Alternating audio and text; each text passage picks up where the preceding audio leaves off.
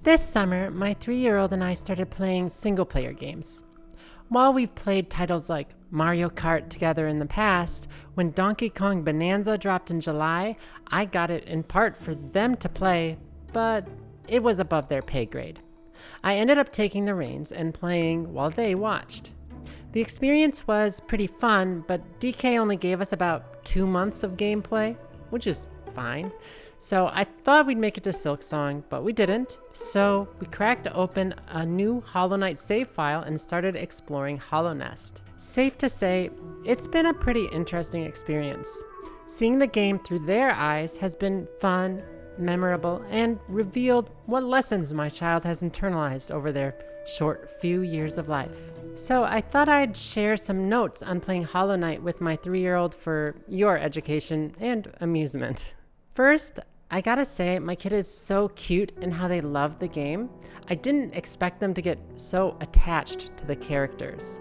Every time we visit Dirtmouth, the game's central hub, my child demands that I talk to each NPC.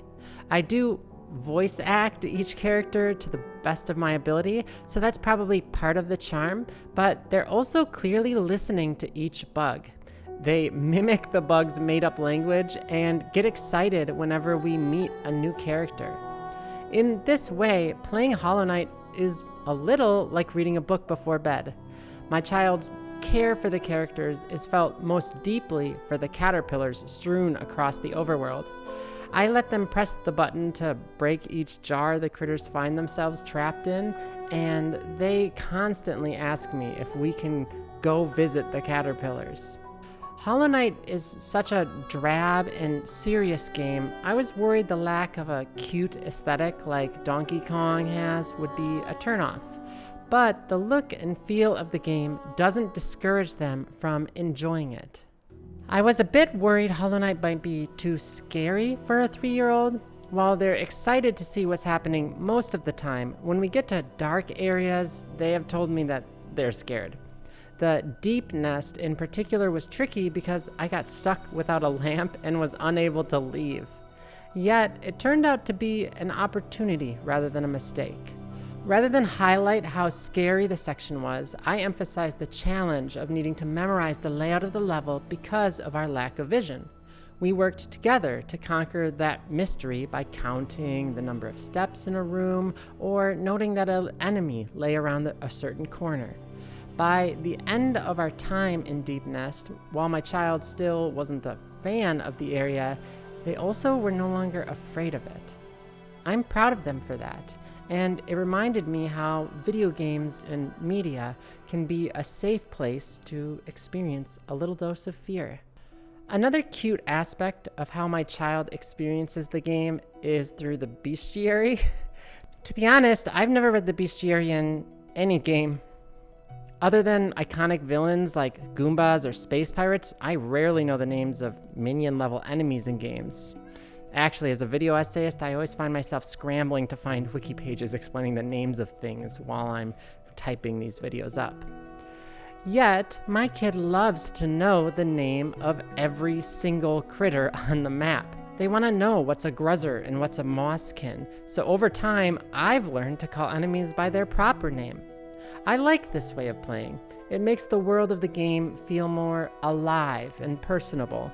But I never naturally would go out of my way to know these things if not for my kid. If you can't tell, my child has a strong desire to know what's going on and asks tons of questions.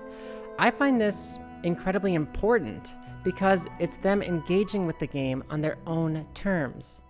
They can't perform a jump slash or beat a boss, but they can mentally process what's going on and ask about it.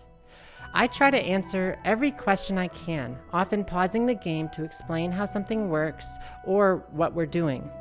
The range of questions also belie how complicated games are. We talk about game mechanics, story beats, emotional responses to what happened in the game, how to beat a boss or enemy, lore, and background art.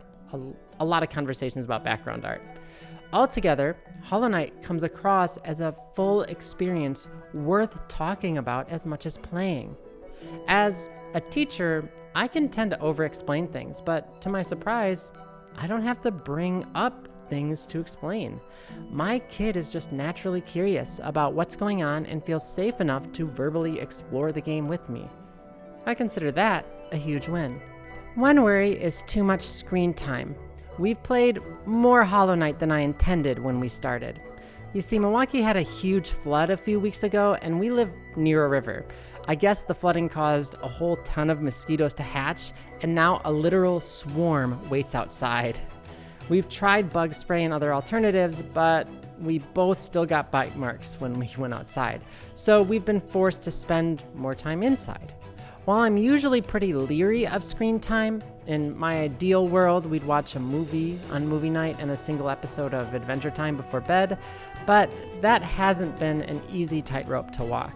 So, fitting with the game's insectoidal nature, we pass the time surrounded by aggressive insects, spending about an hour a day exploring a dark bug kingdom full of aggressive insects. We finished up the game on Labor Day, so now we're ready for Silksong, which we will take at a much slower pace now that I'm back to teaching rather than being a stay-at-home mom. As a parent in the 21st century, limiting screen time for my kids is important, but I do think there's a difference between playing a video game with your mom, doing funny voices, talking about what's happening together, and, I don't know, putting an iPad in front of them for an hour so I can get a break. The latter, I've never done and never intend to do, but the former seems like it may be good screen time, socially spent together, learning something new and growing closer. I can live with that. Perhaps the most important lesson I learned from playing Hollow Knight with my 3-year-old is how much they've picked up my own personal disdain for violence. In our house, we don't hit, of course. We don't make finger guns. We don't squish bugs if we can help it, but rather catch and release them outside. Personally, I'm a vegetarian, but mostly because I just don't like killing. I don't force my kid to be a vegetarian either, even if we eat more meatless meals than the average American family. Yet, you never know what effect your own beliefs and attitudes may have on your children. Almost immediately, my child started complaining when we attacked other bugs in Hollow Nest. They complained, "We're not supposed to kill bugs, Mom." So we had to stop and have a long conversation about how the bugs on the screen weren't real, while the ants that sometimes explore our kitchen are. Later on, while repeating a boss fight a few times, I showed my kid how in video games you can often just run by enemies rather than fighting them. And soon after, they told me, "You can just run by them, Mama. You don't have to hurt them." I don't know. That internalized desire not to hurt creatures around us, even ones much smaller and perhaps easily viewed as beneath us, like bugs, seems important to me. I guess I'd say my kid has developed empathy. They care in their own 3-year-old way about how others might feel. Recently, we had to stop the movie Up near the end because my kid didn't like that the old people were fighting. I know that someday they're going to have to get over the distinction between empathy for a fictional character and for real-world people, but in the meantime, I'm grateful my kid has already developed an interpersonal skill that often seems in short supply in many adults, that some Christians might even call a sin. Moreover, Hollow Knight isn't a game designed to evoke powerful empathy from the player or one who watches someone else play the game. It's not Before Your Eyes, Disco Elysium, Her Story, or some other narrative-based game where story and characters take the front seat. I mean, the titular knight doesn't even talk. So the fact that my kid had an emotional response to it means, I think, that I'm doing something right as a parent. So, as for these notes on playing Hollow Knight, I've learned that video games are now a valid way to spend quality time with my kid. Games have always had some part of our relationship. When they were 2 months old, Elden Ring came out, and I beat most of that game while cradling them in my arms. They love free roaming in Mario Kart, they've beaten World 1-1 in Super Mario Bros., and they've felt a lot more empathy than I thought imaginable for the bugs of Hollow Knight. I used to have no clue how to introduce games to my kids, especially because I have a strong disdain for live service games popular among youth right now, but now I know if I take it one day, one game at a time, they'll find ways to surprise me. I am Error, off to silk some songs, signing off.